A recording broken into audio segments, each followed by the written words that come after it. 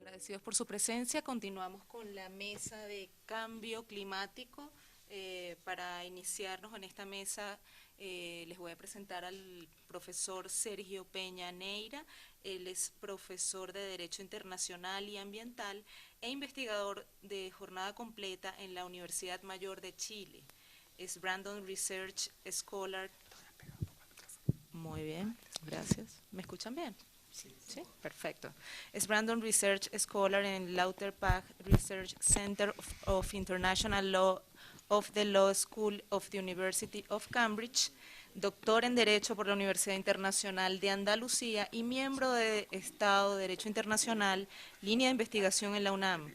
El profesor Peña es autor de diferentes monografías y artículos de investigación y su línea de investigación es Derecho Internacional Público, general, áreas también específicas en filosofía, teoría del derecho, norma jurídica internacional, lagunas jurídicas.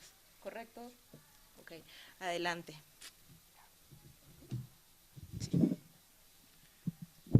Bueno, sean estas primeras palabras para agradecerles a todos ustedes por su presencia y también para señalarles que me siento muy contento de la oportunidad de poder venir a la Decana de Américas, que es la Universidad Nacional Autónoma de México, que como todos ustedes saben es la más antigua en Hispanoamérica y para mí siempre ha sido un honor el tener la oportunidad de estar con ustedes. Además, México para mí es un lugar de mucha alegría. Somos en general, muy dados a sentirnos muy contentos cuando se trata de recordar a los amigos mexicanos. No sé si el doctor Becerra me esté escuchando o viendo, pero también le hago llegar un muy cordial saludo como siempre. Y por supuesto agradecer tanto a Luis Benavides como a Mónica Nuño y a Raúl Martínez por sus innumerables muestras de aprecio y respeto y afecto y la oportunidad de estar aquí frente a dos internacionalistas formadas en esta universidad. Mi tema de exposición es sobre el cambio climático, específicamente los efectos jurídicos y científicos de la política del presidente Donald Trump.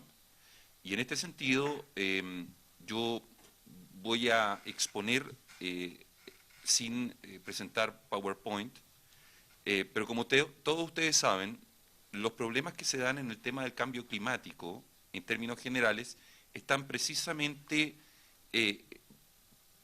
patentes en dos conceptos que fueron acuñados en la década del 60, pero que posteriormente fueron acuñados el año 92 en la famosa conferencia de Río de Janeiro, en donde se dejó constancia en el tratado internacional que se firmó allí sobre cambio climático, la Convención de Naciones Unidas, la Convención Marco sobre el Cambio Climático, que son los gases de efecto invernadero y por otra parte los efectos adversos del cambio climático que se concentran casi exclusivamente en un principio en el aumento de las temperaturas. Estos conceptos que he copiado en mi texto no los voy a leer por razones obvias, pero en términos generales, el gran problema del cambio climático, si se me permite un segundo, y es lo que la evidencia científica muestra, es que producto del aumento de las temperaturas, una cuestión absolutamente normal dentro de lo que es el devenir de la historia de la Tierra, porque la Tierra ha tenido cambios climáticos. Sin embargo, hoy, producto del aumento de las temperaturas, incluyendo los efectos del CO2, ha generado, de acuerdo a los científicos, un efecto que se llama el de invernadero, es decir, es como si a una olla que está en proceso de ebullición se le pusiera una tapa encima, que como todos sabemos, al acumularse una cantidad de vapor de agua, la tapa empezaría a moverse. Solo que aquí no es posible aquello, porque como ustedes también saben, la Tierra no tiene posibilidades de hacer escapar aquello que es el exceso de calor hacia hacia afuera, hacia el espacio, y vuelve hacia nosotros, con lo cual necesariamente provoca una serie de efectos, uno de los cuales es el aumento de las temperaturas. Pero con eso, y aumento de las temperaturas más allá de lo que debería ser el cambio del clima por aumento de las temperaturas, mucho más allá de la era preindustrial, que es como se mide en términos generales este fenómeno. Esto en sí podría no ser peligroso si se hubieran tomado todas las medidas que al año 92 se señalaron como necesarias a fin de disminuir este efecto. Sin embargo, hace no mucho, al menos 2 semanas atrás, el IPCC, que es el instituto encargado por Naciones Unidas y que pertenece a la Secretaría de la Convención sobre Cambio Climático, acaba de emitir un informe en el cual está hablando de a lo menos 1.5 grados Celsius de mayor temperatura, producto de la ausencia de toma de decisiones e incluso, y aquí ya entramos directamente dentro del tema, la amenaza o la expresión por parte del presidente Donald Trump de denunciar el tratado o acuerdo de París. Esto necesariamente nos trae al problema principal desde el punto de vista jurídico. Pero 2 palabras acerca del problema de carácter científico, científico-natural. El aumento de las temperaturas va a provocar en algunos países necesariamente la disminución de la agrobiodiversidad, porque la va a matar. Y también, por supuesto, la biodiversidad en términos generales. Lo que es más complejo, esto va a provocar el mismo efecto en el ámbito marítimo. Si ustedes miran a la población humana hoy día actualmente existente, que son alrededor de 6.000 millones, respecto de la cual un porcentaje muy pequeño, quizás no más allá de 1.000 millones, tiene el sistema de vida que nosotros estamos teniendo en estos momentos, es decir, desayuno, almuerzo y comida, con productos preparados en términos generales desde la mamá en casa o algún restaurante u otro medio de preparación de comida, la verdad es que pareciera no ser un efecto muy grande, porque para ese conjunto de 1.000 millones de personas, la comida está asegurada. Pero los otros 5.000 o 3.000, en el mejor de los casos, esto está contabilizado, no van a tener tanta suerte. Y no dice relación tanto con el evento del aumento de las aguas, el problema que vamos a enfrentar a corto plazo, sino la ausencia de alimentación, ¿ya? Probablemente se acaben muchos alimentos que nosotros normalmente estamos acostumbrados a comer, uno de los cuales es de origen mexicano, la famosa tortilla de maíz. Maíz es endémico de este país, ¿ya? Y me parece que de Guatemala. Y si aumenta la temperatura, indudablemente nos vamos a encontrar con que esos productos van a desaparecer. Es cierto que existen fórmulas de solución a aquello, banco de germoplasma, lo que ustedes quieran, pero en principio proveer a un número muy grande de personas con banco de germoplasmas y con elementos que ya está comprobado que mueren producto de las temperaturas, necesariamente va a ser difícil. Van a aumentar los precios de los productos alimenticios probablemente en el curso de la vida de cada uno de nosotros. Ahora, los problemas jurídicos que yo quiero plantearles a ustedes son 3, básicamente.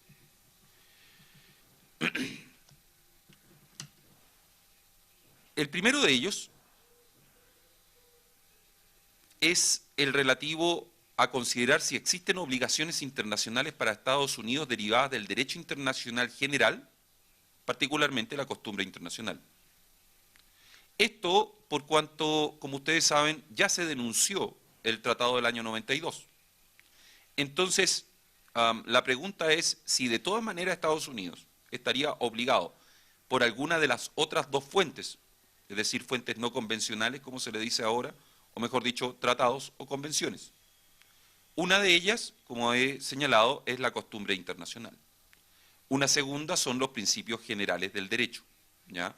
Particularmente el concepto de desarrollo sustentable elevado a la categoría de principio. Voy a partir por el principio de desarrollo sustentable. Como ustedes saben, lo que hasta el momento la Corte Internacional de Justicia ha ido desarrollando es un concepto de desarrollo sustentable, ¿ya? Esto tiene su punto de partida en varias sentencias de la Corte, pero principalmente se cita a Gapsicobo-Nagyamaros como el elemento principal, como la sentencia principal. Sin perjuicio de eso, es posible, por ejemplo, mencionar también el caso Argentina versus Uruguay, hoy día algunos casos aún más recientes como Costa Rica y Nicaragua, o Nicaragua-Costa Rica, Ecuador versus Colombia, que no terminó en sentencia, pero estaba siendo de alguna manera sustentado en este principio, y Walling in the Antártica, Australia versus Japón, con el ingreso de Nueva Zelanda como tercero coadyuvante. Todo este conjunto de sentencias ha ido formulando el concepto, y esto ha sido aceptado por la Corte Internacional de Justicia, particularmente en los últimos casos, el concepto de desarrollo sustentable. Sin embargo, el concepto es la antesala al principio de desarrollo sustentable en el derecho internacional público. ¿Y cómo es que esto de alguna manera obliga o obligaría al presidente Trump en sus relaciones internacionales? Bueno, el concepto de desarrollo sustentable supone a lo menos no actuar contrariamente a las normas jurídicas internacionales, abusando de las mismas, ¿ya? Y en segundo lugar, el actuar de manera correcta respecto del vecino, es decir, ser un buen vecino. De alguna manera todos ustedes conocen el famoso caso entre Canadá y Estados Unidos, el Trial Smelter, ¿ya? En el cual Canadá fue condenado producto de haber aceptado la liberación de gases por parte de una planta productora de fierro o de hierro desde Canadá a Estados Unidos y se la condenó a un pago de una indemnización. Eso es un dato. Bueno, esa política del buen vecino, es decir, de no actuar en contra de los derechos de quienes estén hacia su vecindad, es un elemento fundamental del principio de desarrollo sustentable. Ese es un argumento para arguir que Estados Unidos, aun cuando pudiera denunciar el Acuerdo de París en el futuro, y sobre eso me voy a extender unos minutitos más tarde, de todas formas mantiene obligaciones en base a principios generales del derecho. Un segundo elemento es el del derecho internacional general. Como ustedes saben muy bien, no solo es una fuente histórica y una fuente actual del derecho internacional, la costumbre internacional, sino que hay autores como James Crawford que señalan que el derecho internacional público es, por regla general, costumbre internacional. Excepcionalmente, arguye Crawford, yo no estoy de acuerdo en esta parte del argumento, nosotros nos encontraríamos con que existen tratados. La verdad es que hoy día la cantidad de tratados que existen en el mundo, si hiciéramos un análisis y los organizáramos, probablemente cubrirían un número muy importante de vínculos jurídicos internacionales relevantes, ni hablar en derechos humanos y por supuesto en medio ambiente, pero hay muchas otras áreas que nosotros normalmente no analizamos. Por consiguiente, es posible encontrar desde esa perspectiva en la costumbre internacional fundamento para la obligatoriedad de obligaciones o la existencia de obligaciones por parte de Estados Unidos en relación al cambio climático y a la necesidad de que tome medidas o exigirle el que se ejecute por los Estados Unidos las medidas necesarias a fin de disminuir o mitigar los efectos del cambio climático. No me voy a extender mayormente, quizás después de las preguntas podamos conversar un ratito si alguien se interesa en eso. En tercer lugar, hay un problema más interesante o tan interesante como los otros dos planteados, y precisamente es el del Acuerdo de París. Como todos ustedes saben, hay una idea por parte del presidente Trump de denunciar el Acuerdo de París. Sin embargo, como también ustedes saben, Estados Unidos es parte del Acuerdo de París hoy día, ¿ya? Entonces, el problema principal es que el Acuerdo de París solamente puede ser denunciado el 4 de noviembre de 2019. Y recién va a ser efectiva la denuncia, es decir, el retiro por parte de Estados Unidos el 2020.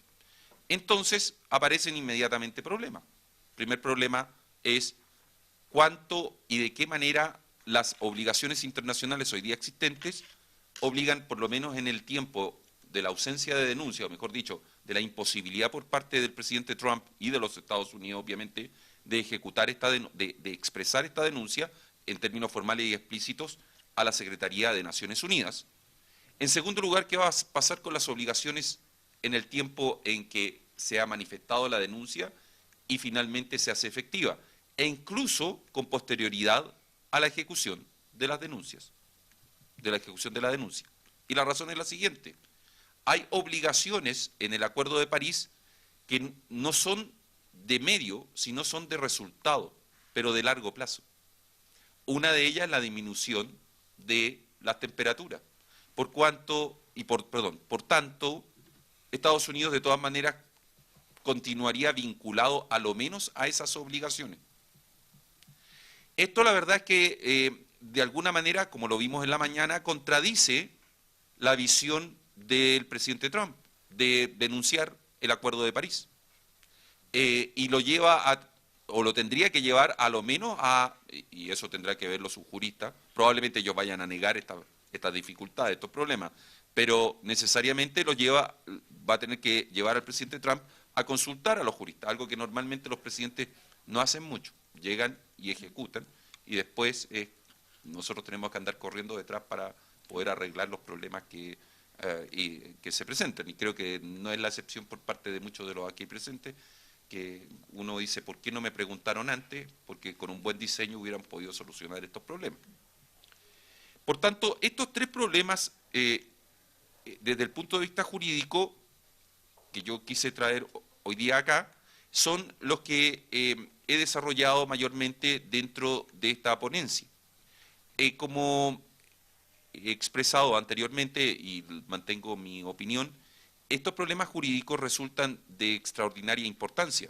Por supuesto, nosotros vemos el problema práctico, es decir, lo que expresaba al principio, la falta de alimentación y posiblemente el aumento de las aguas, no solamente el tema de la temperatura. Pero los problemas jurídicos también traen problemas prácticos, y la defensa o la posibilidad de defender el que Estados Unidos debe continuar teniendo presente las obligaciones que se contienen en el Acuerdo de París, por cuanto esas obligaciones continuarían, a lo menos en base a estos tres argumentos, vinculándolos al derecho internacional público. Si, como han repetido los antecesores del presidente Trump, particularmente el expresidente George Bush hijo, el que the rule of law o justice, como él le llamaba, es un elemento fundamental del derecho internacional público, necesariamente eso obliga a Estados Unidos en cuanto a las declaraciones de sus presidentes. No puede haber o no podría haber un acto unilateral de término, sin perjuicio de la denuncia, obviamente, pero no podría haber un acto unilateral de término de los vínculos jurídicos preexistentes, a menos que se concluya que en definitiva se han alcanzado los objetivos correspondientes a los cuales el mismo Estados Unidos se vinculó. Hay una tendencia en todo caso en Estados Unidos, por eso mi pregunta al principio, en la primera sesión, por parte de los norteamericanos, que honra mucho al espíritu norteamericano expuesto en la Constitución de los Estados Unidos y en otras leyes, de perseguir los mismos objetivos a través de los tribunales. Hay abogados que han iniciado demandas que han tenido bastante eco, no solo en la prensa, sino en los tribunales, en torno a la necesidad de los Estados Unidos, a lo menos interiormente, de tomar medidas en contra del cambio climático. Y hay un movimiento también dentro de lo que son los alcaldes norteamericanos, que ven como muchas poblaciones, respecto de las cuales ellos son responsables, eventualmente podrían desaparecer. Un ejemplo ya muy tomado en consideración es el de Miami. Ciertas zonas de Miami eventualmente desaparecerían con el aumento del agua. Ellos están literalmente sobre el agua unos centímetros. Ahora, si lo que se quiere es determinar si han desaparecido estados, lamento tener que decirles que esto está ocurriendo y ha ocurrido. Hay un caso de ejemplo ya de texto, el caso de una pequeña isla al norte de Australia que desapareció y sus habitantes tuvieron que trasladarse a Australia. El gran problema es que ahí nos vemos, y ese es motivo de otro artículo y de otra discusión obviamente, pero solamente la dejo planteada para que lo tengan presente, lamentablemente no hay un tratado internacional para refugiados derivados del cambio climático, con lo cual también, o de desastres naturales. Hay proyectos, pero no hay tratado, con lo cual también nos vemos enfrentados a una ausencia de regulación que puede sernos de tremenda dificultad para finalmente proteger a las poblaciones más desmedradas desde el punto de vista de las circunstancias extraordinarias que se producen en relación al cambio climático. Muchas gracias.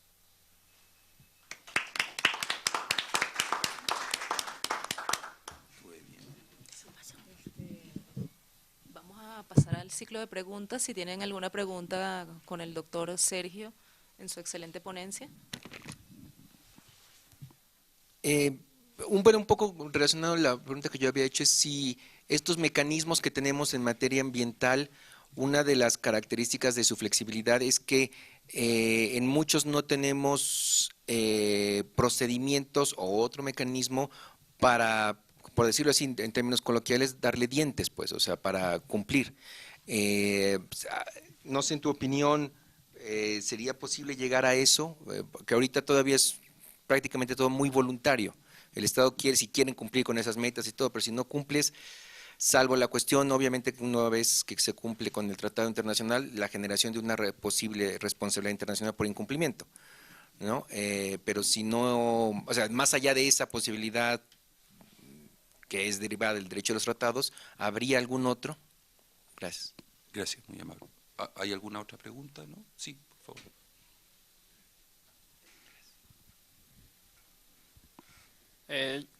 Yo tengo una pregunta en relación a esto último que comentaba sobre el fenómeno digamos, de los desplazamientos que ha habido y en específico del refugio. Mi pregunta es que, por supuesto, dentro de la Convención del Estatuto de los Refugiados del 51 y el Protocolo de Nueva York, puede no caber, digamos, esta categorización de refugio, pero mi pregunta es si dentro del contexto, digamos, regional latinoamericano, la Declaración de Cartagena no podría, digamos, utilizarse para intentar reconocer, digamos, a estos grupos que se ven desplazados y luego se ven como refugiados. Esa es mi pregunta. Ya, muchas gracias. Ambas preguntas. No sé si hay alguien más que quiera hacer alguna pregunta. Recordemos de todas maneras que el tema es cambio climático, efectos jurídicos y científicos de la política del presidente Trump. Gracias. Buenas tardes. Buenas tardes. Hablamos de tratados internacionales y su obligatoriedad por parte de los estados. Si bien existe doctrina que lo considera como soft law por el hecho de que los obliga semánticamente en la medida de lo posible o en periodos considerables, etcétera, existen procedimientos internos, como comentó, en relación a la justicia climática, que si bien la sociedad civil está invocando estos tratados y está teniendo resultados, en el contexto internacional, ¿qué se puede hacer? No sé si me explique. Sí, no, se explicó. ¿Qué se puede hacer en el contexto internacional?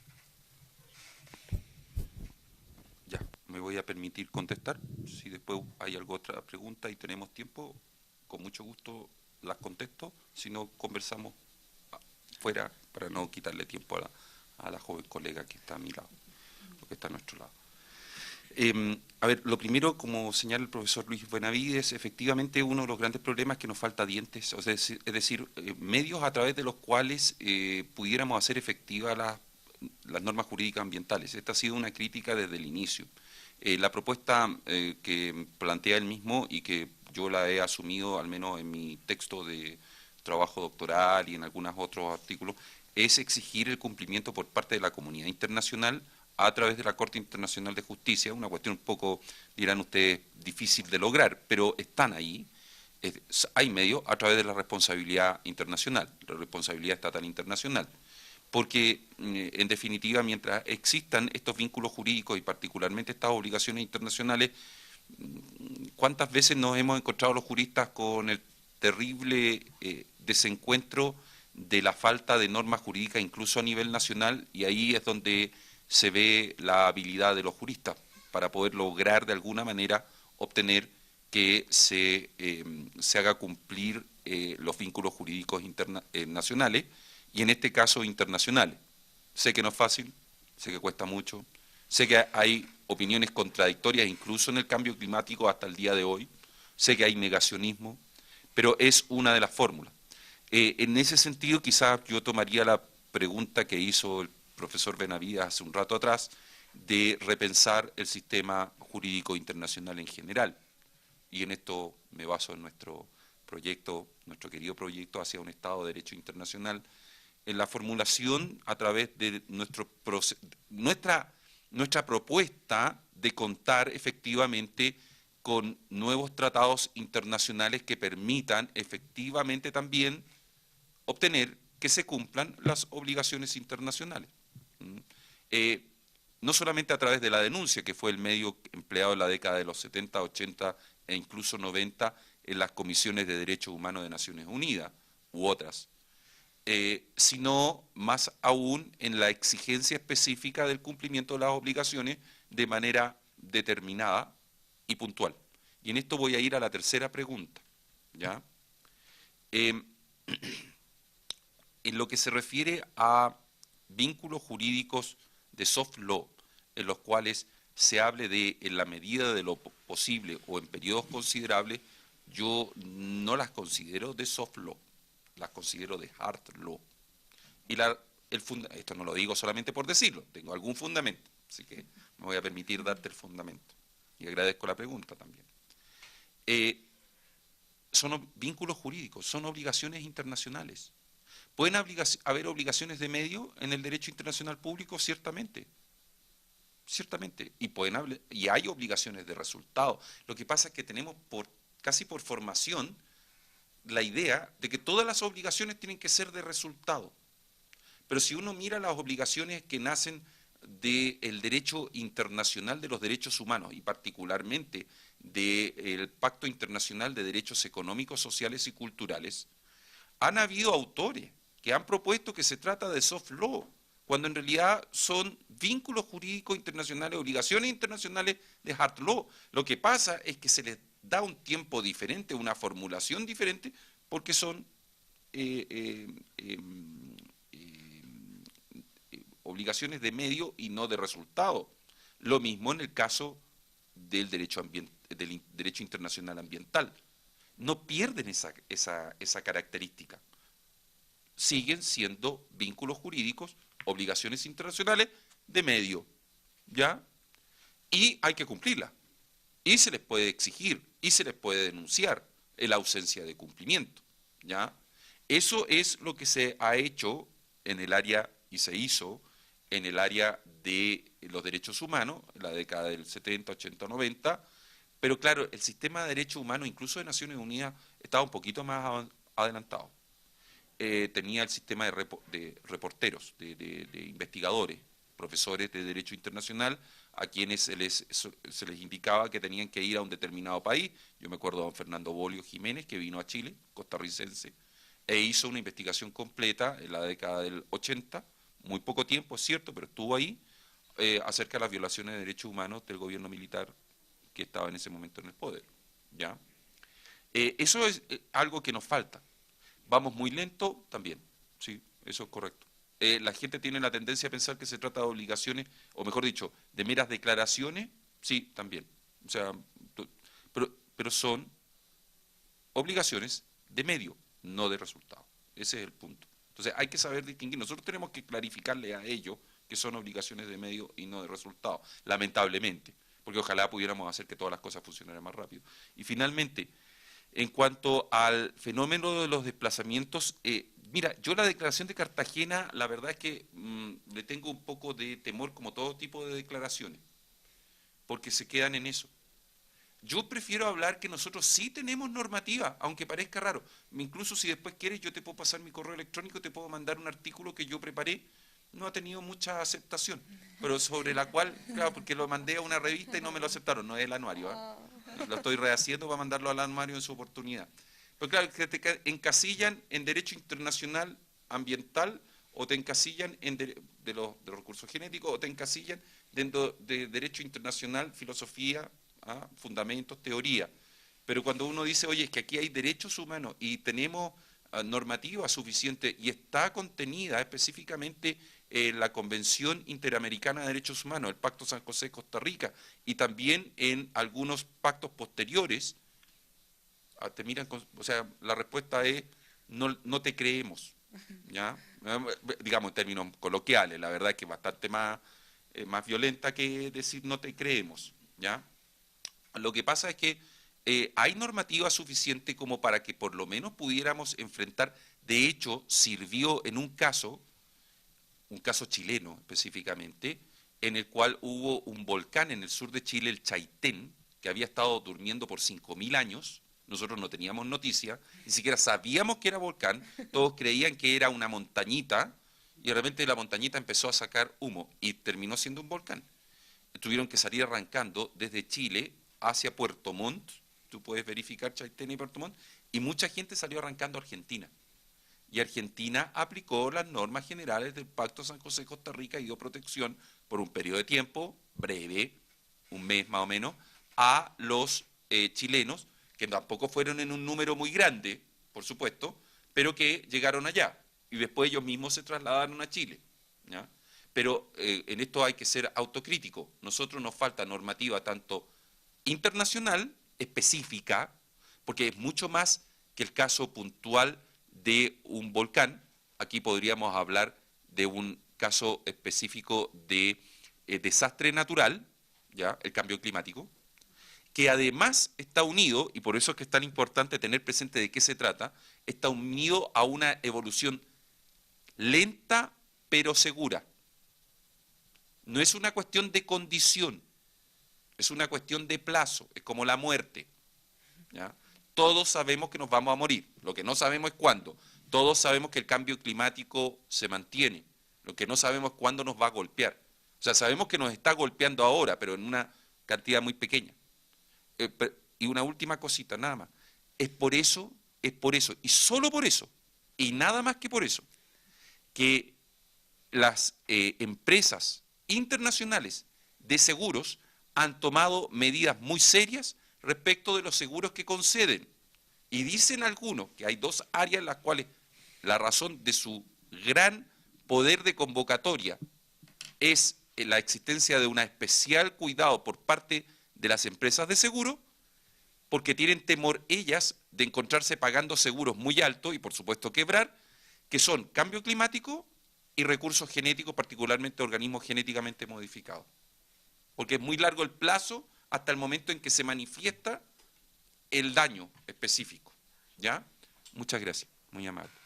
Muchísimas gracias al profesor Sergio Peña Neira por su excelente ponencia, y ahora me permito introducir a la licenciada María Georgina Parra Pliego con su ponencia La política exterior de Trump y el derecho internacional, el Acuerdo de París. Sobre la licenciada puedo decir que es internacionalista del Instituto Tecnológico Autónomo de México, también cursó allí la especialidad de Derecho Internacional, actualmente es candidata maestra por la Universidad Latinoamericana y, entre otras cosas, se ha desempeñado como editora en el periódico El Supuesto, auxiliar académica en la Casa de la Universidad de California y analista de datos para un integrante del panel de expertos de derechos humanos de la ONU. También ha sido ponente en diversas ocasiones y se ha destacado en los congresos de la Asociación Mexicana de Estudios Internacionales y el presente seminario. Adelante, licenciada. Muchas gracias. Quiero agradecer la oportunidad al instituto de estar aquí. en especial al doctor Luis Benavides por todas las enseñanzas y también al doctor Manuel Becerra si es que nos está escuchando. Y bueno, el enfoque que le voy a dar a este tema va a ser un poco más desde la visión de política interna y política exterior. Bueno, este será el esquema que seguirá a continuación.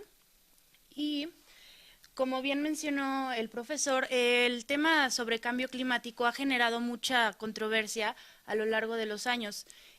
Por ejemplo, podemos ver aquí que el presidente de Rusia era uno de los escépticos. Sin embargo, tan solo 12 años después de que tuviera esta postura un poco escéptica, pues cambiaría su opinión y en el seno de Naciones Unidas hablaría de la importancia de poner atención a este problema. Entonces, en particular, lo que queremos ahorita analizar es qué es el cambio climático. Y bueno, si bien ya lo mencionaron, es una cuestión que tiene características naturales, ha habido cambios climáticos históricos. Lo que se está observando en el presente es un aumento en la temperatura de la atmósfera terrestre causado por la actividad humana, es decir, por la industrialización. Y principalmente, como se ve en este video, ha sido a raíz todo este aumento de la temperatura desde finales del siglo XIX. Entonces, realmente ahorita ya estamos con unas temperaturas bastante altas y lo esencial es que este es un fenómeno de causa antropogénica, es decir, por la actividad humana. Entonces, algo relevante aquí es que si bien los estados son el principal sujeto de derecho internacional, también hay otros actores relevantes dentro de las relaciones internacionales que tienen o pueden tener mucha incidencia en el desarrollo y en la importancia que se le dé a este tema. Entonces, en particular, tenemos aquí que los principales emisores del dióxido de carbono, que es el gas de efecto invernadero por excelencia, aunque hay otros 5 más, han sido Estados Unidos y China. Desde el 2005 China es el principal emisor, sin embargo, si nos vamos por cápita a las emisiones por persona, vemos que Estados Unidos sigue teniendo un gran porcentaje. Entonces, la relevancia de analizar y de contar con el apoyo de Estados Unidos cuando se ven estos temas no es menor. Y ya como vimos, la piedra angular de todo el régimen de cambio climático surge a raíz de la Convención Marco de las Naciones Unidas. Y bueno, básicamente no sería sino hasta el Protocolo de Kioto en 1997 que ya se le daría un enfoque más vinculante. Sin embargo, este protocolo entraría hasta el 2005 en vigor y algo relevante es que para ese año la situación mundial había cambiado totalmente. O sea, China, que antes se le consideraba como un país en vías de desarrollo y que no tenía mayor injerencia, ya era el principal emisor. Y a su vez, otra cuestión importante aquí fue que se tenían bastante laxo las obligaciones. Simplemente se mencionaba que se debía de reducir un 5% los gases de efecto invernadero, pero no se tenían obligaciones específicas por estado. Entonces, a raíz de esto, cada año se reúnen las partes en lo que se llama la Conferencia de las Partes y sería hasta el año 2007 que un informe del panel intergubernamental sobre cambio climático levantaría este sentido de urgencia porque ya específicamente contaba con la evidencia científica en la cual se mostraba la correlación entre la actividad humana y el aumento de los gases de efecto invernadero y a su vez cómo esto tenía repercusiones en el cambio que había en el planeta, ¿no? en el calentamiento global. Entonces, a raíz de eso surgirían otros protocolos y ninguno tendría realmente mucho significado, sino hasta recientemente, en 2015, que se dio a cabo la COP21 en París. Y bueno, el objetivo de esta fue tener ahora sí que un marco jurídico fuerte, vinculante, y tuvo mucha respuesta realmente. Una de las principales razones por la cual contó con tanto apoyo fue que un año antes de eso, Estados Unidos y China hicieron un acuerdo bilateral por el cual se comprometían pues a reducir sus emisiones y incluso a llegar al volumen máximo de emisiones lo antes posible, en 2030 para el caso de China.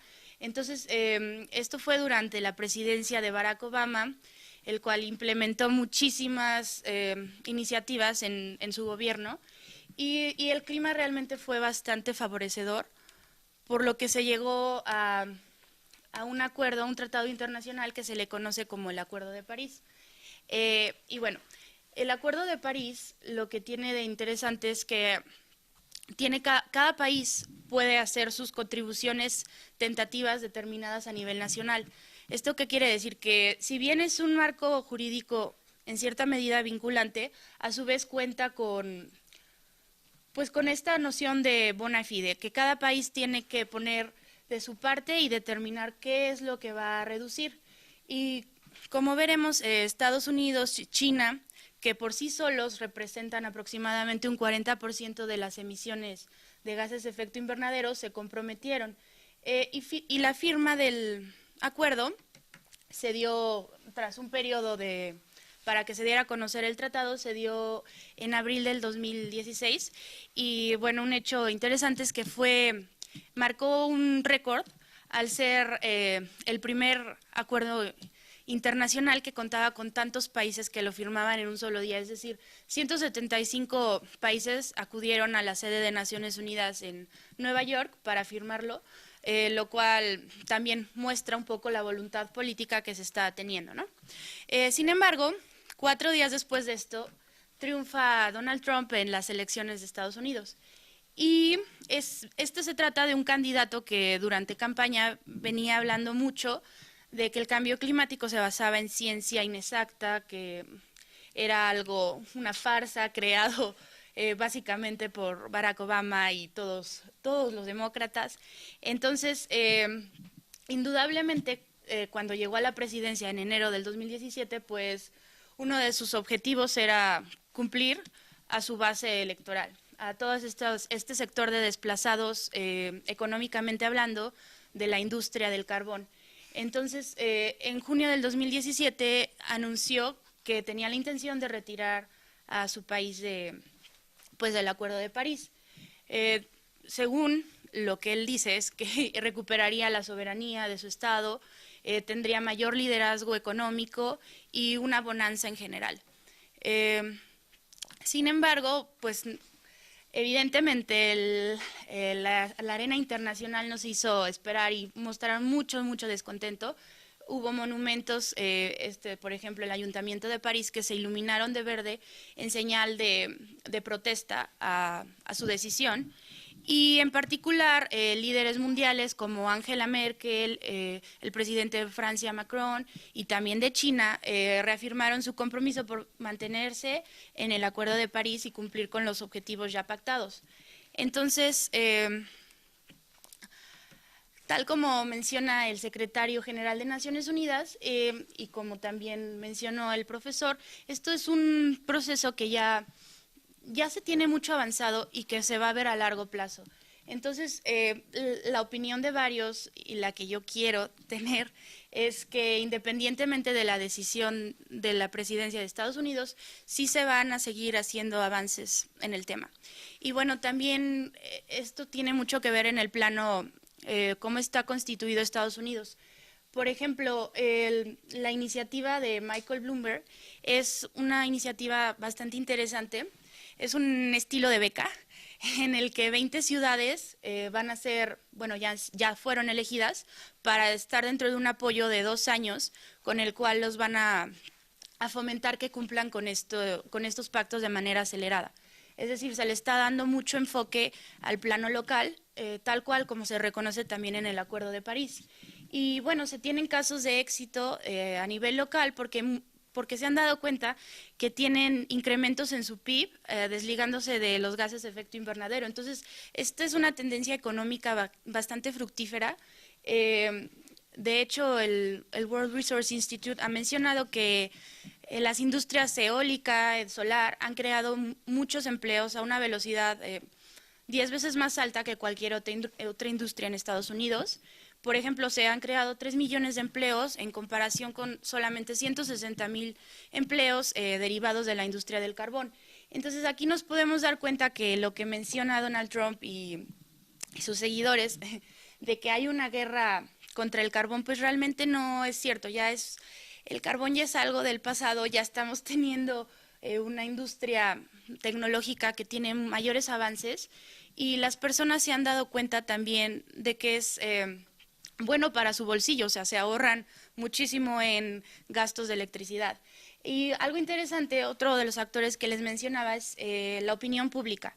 En una democracia como Estados Unidos, por ejemplo, que cuenta con este sistema de reelección, es muy importante tomar en cuenta lo que dicen pues los votantes. Entonces, esta encuesta realizada por la Universidad de Yale tras las elecciones del 2016 es muy interesante porque nos muestra que en todos los estados al menos había 50% de ciudadanos que consideraban que su país debía de permanecer en el Acuerdo de París. Ya cuando lo particularizamos, de los votantes de Trump, el 47% creía que sí debían de permanecer. Entonces, incluso dentro de su base más leal, podemos ver que este es un tema que ya se está teniendo mucha conciencia. ¿Por qué? Porque pues han habido fenómenos meteorológicos extremos, ya se ve, como mencionó el caso de Miami, entonces sí es algo que lo ven más cerca y que les importa. Y a su vez también los empresarios estadounidenses, con una visión más pragmática, pues han visto los avances, cómo se ha generado empleo, cómo han tenido reducción en costo y han ganado mayores proporciones de su producto. Entonces, en 3 meses antes de que Trump anunciara su intención de retirarse, estuvieron publicando un anuncio en 3 periódicos importantes de Estados Unidos, en el cual le pedían de manera bastante enérgica que permaneciera ahí, ¿no? Y a su vez se comprometen a continuar pues fomentando todas estas prácticas desde sus empresas, que realmente son multinacionales enormes, lo cual tiene repercusión no solo en Estados Unidos, sino en el mundo también. Y otra parte interesante es la cuestión del balance de poderes, que se tiene mucho en Estados Unidos. La rama legislativa, por ejemplo, y sorpresivamente, pues Trump cuenta con una mayoría republicana, pero sorpresivamente en 2 ocasiones han rechazado proyectos, iniciativas del presidente, una para despenalizar las emisiones de metano y otra para reducir la inversión a la Agencia de Protección Ambiental estadounidense. Y a su vez tiene un grupo de cabildeo dentro del Congreso, el cual cuenta con 90 congresistas, mitad de republicanos, mitad demócratas, y si bien solamente no representan más que 1/4 del total de congresistas, es una tendencia importante que posiblemente se fortalezca en noviembre, ahorita que van a haber elecciones para estas cámaras otra vez. Y por la parte jurídica, la Suprema Corte también ha tenido 3 casos importantes, los cuales se basa en el Clean Air Act, que es una ley de 1963, por la cual se garantiza básicamente que todos los ciudadanos deben de tener derecho a un aire limpio. Y lo relevante de esto es que quedó constatado que los gases de efecto invernadero tienen su repercusión en el aire, por lo cual se obliga al gobierno federal, en este caso a la Agencia Ambiental de Estados Unidos, a que cumpla, a que regula las emisiones de gases de efecto invernadero y todas estas medidas que se deben de estar tomando. Es relevante porque cualquier persona que, incluso en algún discurso del presidente Trump o de sus más allegados, que vea que se están tomando medidas en retroceso, puede llegar a demandarlos y pues las repercusiones son importantes. También se cuenta ya con 17 estados que están realmente comprometidos en una alianza para implementar los compromisos que ya se tenían pactados en el Acuerdo de París. Entonces, también como ha mencionado el profesor, el artículo 28 tiene esta especificación de que no se puede retirar una parte hasta que hayan pasado los 3 años a partir de que entró en vigor el acuerdo, como fue en noviembre del 2016, entonces sería hasta noviembre del 2019 y surtiría efecto un año posterior.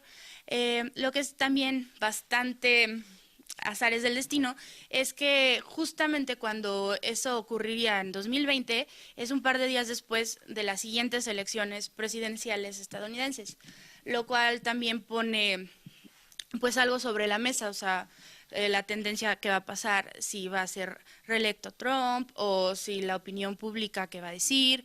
Entonces todavía hay bastantes conflictos en ese aspecto.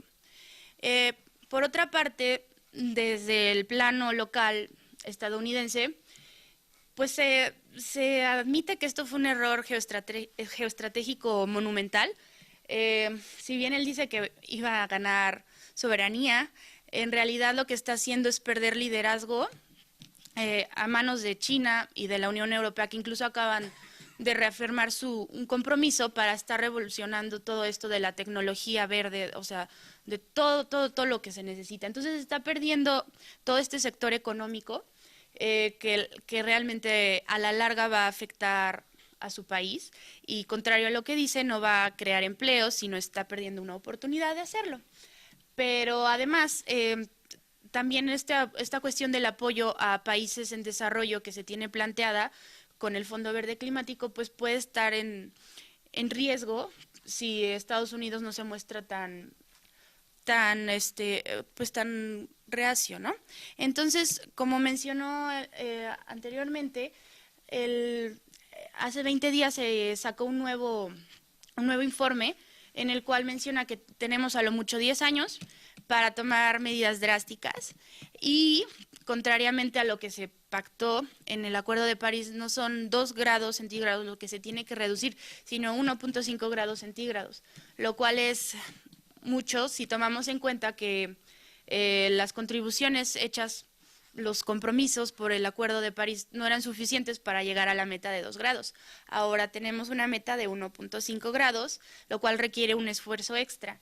Sin embargo, no todo está perdido, porque sí se cuenta con la tecnología, con las leyes de la física, de la química, todo lo permite. Entonces, solamente es cuestión de tener una voluntad política, de tener esta coordinación entre todos los actores relevantes y que se pongan ahora sí que manos a la acción.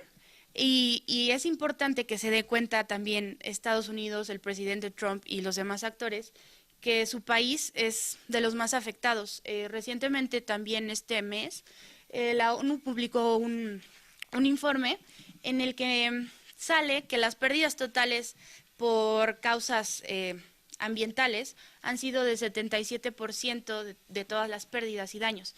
Y el país mayormente afectado ha sido Estados Unidos. Entonces, realmente yo creo que todo está muy claro. Sí hay una repercusión económica, una repercusión de derechos humanos, de seguridad alimentaria, de toda esta cuestión de migraciones masivas.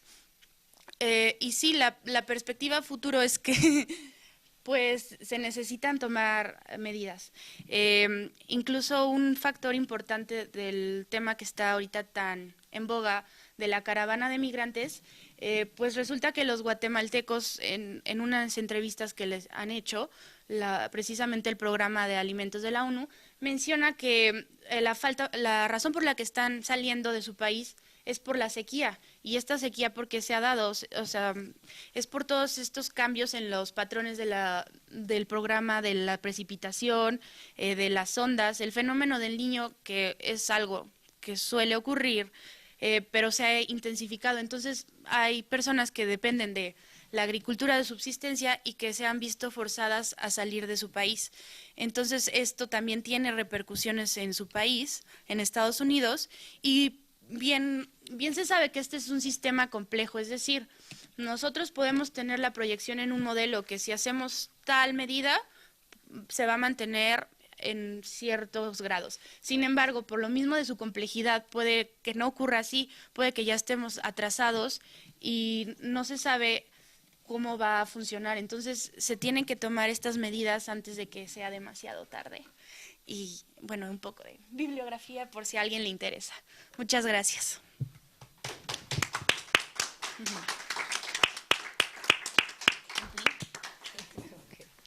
Agradecidos con la licenciada Georgina por su ponencia a la política exterior de Trump y el derecho internacional, el Acuerdo de París. Entonces, si hay preguntas.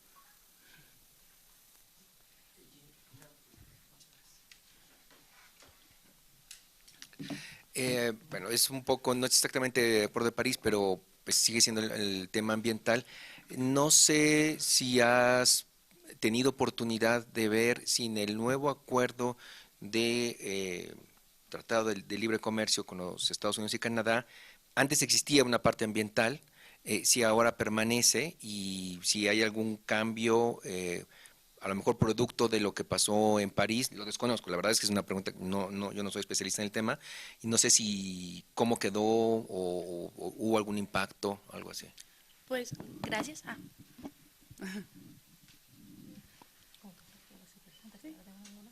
Bueno, sí, pues realmente, como todos sabemos, el nuevo acuerdo fue un proceso bastante complejo y las principales demandas de Estados Unidos eran en toda esta cuestión de la desventaja que se tenía en el déficit, ¿no?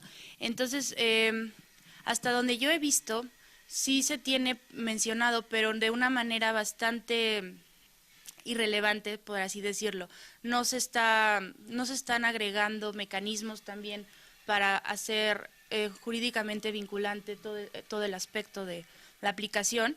Entonces, son cuestiones más que nada en ámbito económico de negocios y siento que sí, se pudo haber perdido ahí, se perdió una valiosa oportunidad de reforzar este sistema jurídico.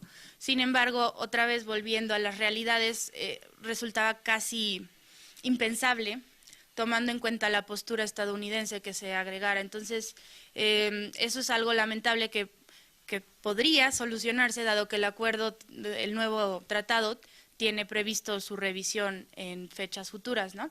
Que se va a estar reanudando. Entonces, posiblemente cuando haya un cambio de administración y que vuelvan a una política ambientalmente agradable, se pueda incorporar más ese aspecto, pero sí, ahorita no quedó. Gracias.